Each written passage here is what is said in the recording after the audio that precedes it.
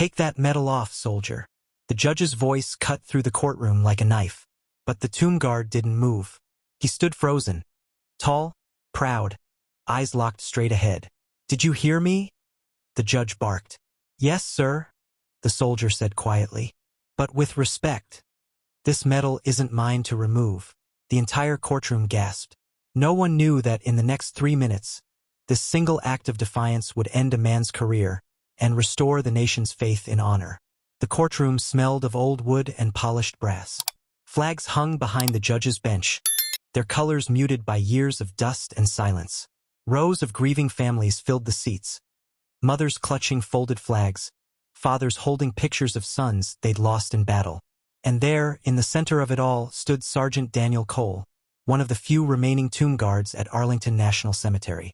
His uniform gleamed with discipline. His face was unreadable. Not pride, not fear, just duty. Across from him sat Judge Raymond Clark, a man whose authority filled the room like smoke.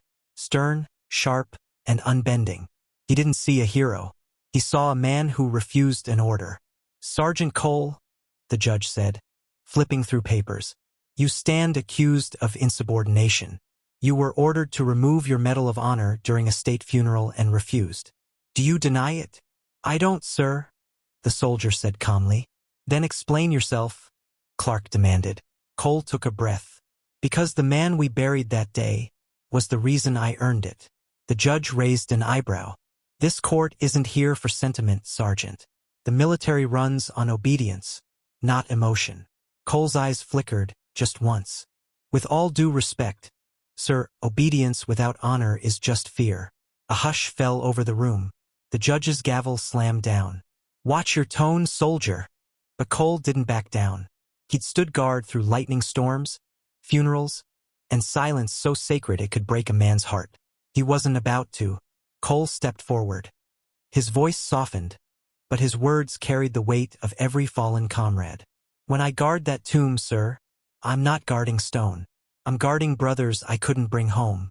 Every step I take, every second I stand, is for them." He paused, his eyes drifting to a mother in the front row holding a photo of a young soldier in uniform. "That medal," he continued, "was pinned to my chest by a man who didn't make it back, Corporal James Raines. He pulled me out of the blast before it took him. So, when you ask me to take it off, you're asking me to erase him." The room went silent. The mother clutched her son's photo to her chest, tears streaming down her face. The judge's jaw tightened. "This court isn't about your memories, Sergeant. It's about the chain of command." Cole's voice hardened. "The chain of command ends at the grave, sir. And I'll be damned if I let bureaucracy bury honor beside it." The judge stood furious. "Enough. You think your uniform puts you above the law? You disgrace this courtroom with your defiance." He pointed at Cole's chest. "Remove that medal or I'll have you held in contempt." Cole stepped forward, slowly, deliberately, and unclipped the medal. Everyone leaned forward, breath held. But instead of handing it to the judge, he turned. He walked down the aisle, stopping before the grieving mother. He gently placed the medal on her son's framed photo. "This belongs here," he said softly. "With him." The mother broke down in tears. The entire courtroom froze. Even the bailiff lowered his eyes. Judge Clark's hand trembled. He stared at the photo, then at the soldier. Something cracked behind his cold eyes.